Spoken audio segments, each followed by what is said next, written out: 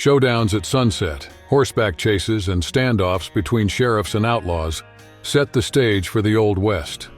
Heroes and villains cross paths in stories where legend and reality blur. Some met fates as spectacular as the tales they inspired.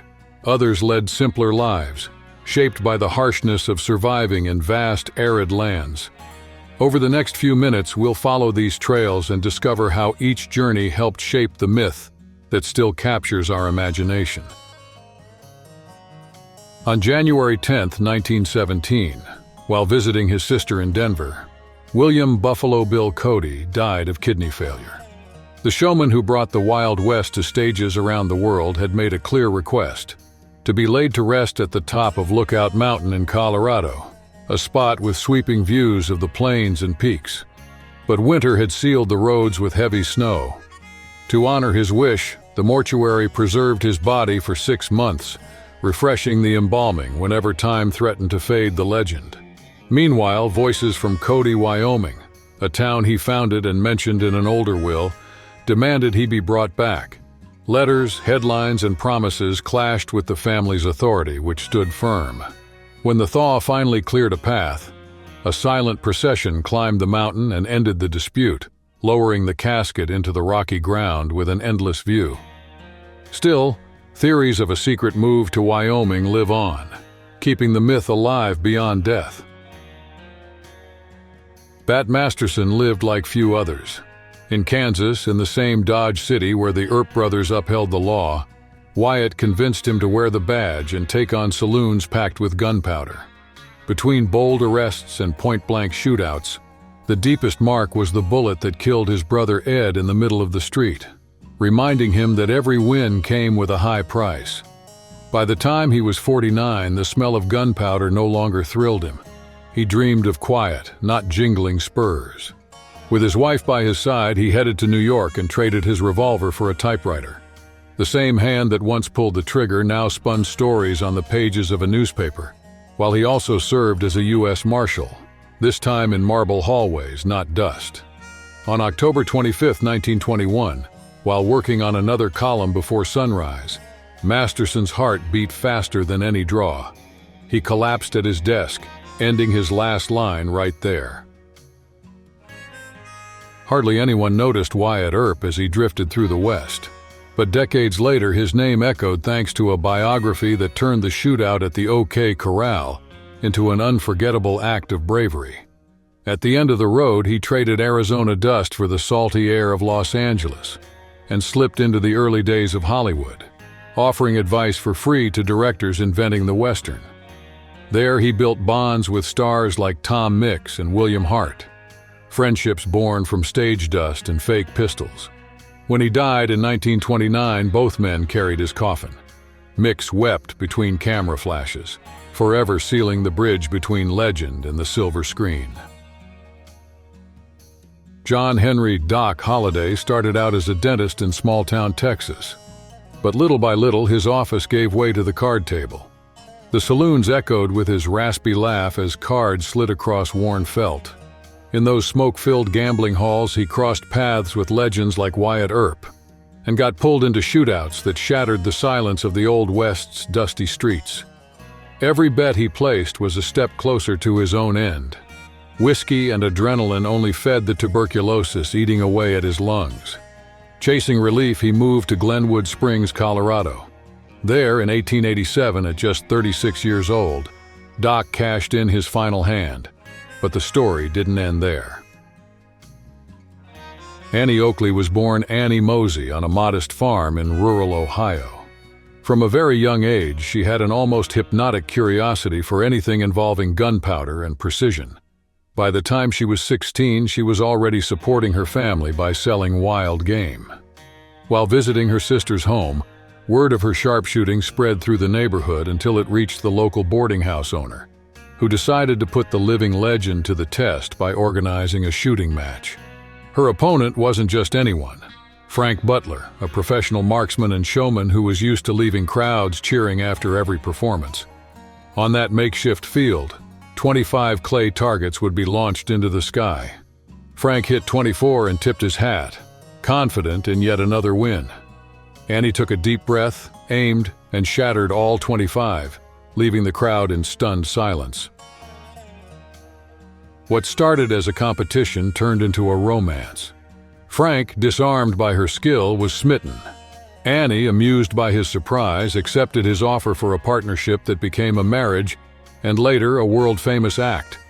Together, they toured continents with Buffalo Bill's Wild West show, where she turned every performance into a display of fearless womanhood, breaking norms and inspiring generations of girls to believe in the impossible. Decades later, the spotlight faded when anemia took Annie. It's said that Frank, heartbroken, lost his way and passed just 18 days later. They're said to rest side by side, waiting for the next round of applause. Billy the Kid became a legend before he even turned 19. Tied to 17 deaths, he moved from town to town in New Mexico, dodging warrants and walking into traps. Hot on his trail was Sheriff Pat Garrett, determined to put an end to the string of robberies, escapes, and shootouts. The manhunt stretched across dusty roads, slipped through whisper-filled taverns, and relied on every tip bought at a high price. Garrett won the first round. He captured Billy, brought him to trial, and watched the hanging date get set. It seemed over, but the cell didn't stay full for long. In a bold move, the prisoner killed 2 guards and broke out, setting off fresh headlines and a new wave of reward posters. For nearly 3 months, the territory held its breath, until a tip named one place, the Maxwell Ranch. That night, Garrett entered quietly, stuck to the shadows, and waited. Soft footsteps gave away the fugitive's return. Not seeing the face in front of him, Billy managed to speak, but didn't reach for his gun. The shot that followed turned a young outlaw into a lasting legend. In the heart of the 19th century, Davy Crockett rose as a symbol of the American frontier. A hunter, congressman, and storyteller, he left Washington to join the Texans, and ended up barricaded inside the Alamo in 1836 with just over 200 others. For 13 days, the group held off the Mexican army, facing gunfire, hunger, and offers of honorable surrender. When the sun rose on March 6th, it sparked a controversy that still hasn't died down. Did Crockett fall in battle, surrounded by bayonets? Or was he captured with 5 others, lured by promises of mercy and executed shortly after? Letters, testimonies, and legends all compete for space, feeding the mystery around his final moments and fueling the curiosity of anyone following this saga. Every retelling leaves room for a new twist, and the next one might be closer than we think. For years, Jesse James raced along the rail lines and dusty roads of Missouri, slipping away every time the law closed in. When the pressure got too much, he went into hiding with his brother Frank, who soon grew tired of life on the run and chose to disappear. And every step Jesse took seemed to echo the bullets he'd already fired. Suddenly alone, he had to put together a new gang. That's when Bob and Charlie Ford came into the picture. Behind the smiles, they carried in their pockets the promise of $10,000, offered by Governor Thomas Crittenden to anyone who could bring Jesse down. They accepted Jesse's invitation, but decided the glory would be theirs. Days later, the heat hung heavy over a small house in St. Joseph. Jesse, relaxed, had left his coat and guns on a chair and was up on his toes adjusting a picture on the wall. It was the perfect moment. Bob Ford pulled out his revolver and, without a word, shot his boss in the back of the neck. That bullet didn't just kill a man. It tore through the legend of the outlaw who had defied a nation. The gunshot echoed through telegraphs and newspapers. Before the body had even cooled, Bob sent a message to the governor to collect the reward. The news drew crowds from all over, eager to see the lifeless face of someone who, just hours earlier, had seemed untouchable.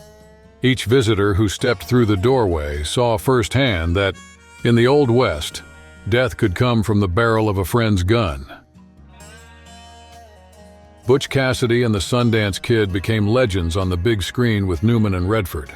But the real-life story of the duo was just as spectacular as any script. Cassidy led the infamous Wild Bunch, a gang that terrorized banks and trains across the Old West. pulling off precise heists and raking in around $35,000 per robbery before vanishing without a trace. Tired of life on the run, they crossed the continent and hid out in South America. For months, they kept a low profile, until an alleged payroll robbery in Bolivia drew the Army's attention. In a brief shootout, Sundance was shot. That night, 2 gunshots echoed through the village. By morning, Sundance was found with a bullet between his eyes and Cassidy with a shot to the temple, possibly suicide to avoid being captured. But not everyone bought that ending. Rumors lit up saloons and newspapers. Did someone get away? Years later, William Henry Long of Duchesne, Utah, claimed he was Sundance. He died in 1936 and his body was exhumed in 2008. DNA tests run by anthropologist John McCullough didn't match distant relatives of the kid, keeping the mystery alive. Belle Starr earned her fame not for pulling a gun, but for the list of outlaws she kept company with. Convicted only once for horse theft, she served 9 months in jail and, once free, kept her eyes on the frontier where the law bent easily. 2 husbands died in shootouts, and her visits to the feared James Younger gang sparked plenty of gossip in the saloons. Everything balanced on a knife's edge until February 3, 1889. On her way back from a neighbor's house, Belle was ambushed on a remote bend in the road. The first shot knocked her off her saddle. More followed, hitting her in the back, neck, shoulder, and face. So precise there was no chance of help. Who pulled the trigger is still up for debate. Some say it was rivals after her smuggling routes. Others whisper that her own son, Ed, may have planned the attack. As theories keep piling up, the echo of those shots still hums through the legends of the Old West, drawing anyone listening to keep chasing the missing answer. Wild Bill Hickok became a legend of the Old West after a magazine published a story about how he gunned down 3 men, turning him into a feared shooter. In the years that followed, he got in and out of gunfights, until a stray bullet killed his own deputy. The shock of it made him step back from the showdowns that had built his reputation. Over time, his name lost its shine, and he wandered in search of work and luck. On a gray day in Deadwood, he tried his luck at cards in a saloon. He sat with his back to the door, not noticing Jack McCall quietly approaching. The young gunman pulled the trigger.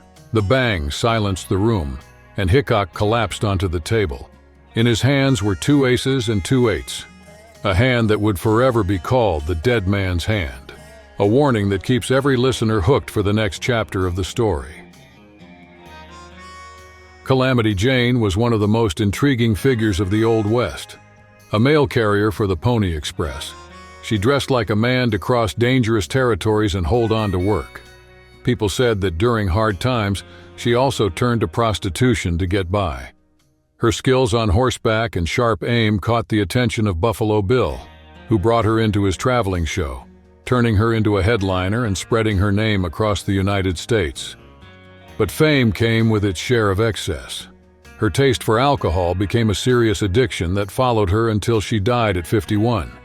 She was buried in Mount Moriah Cemetery in South Dakota, right next to Wild Bill Hickok.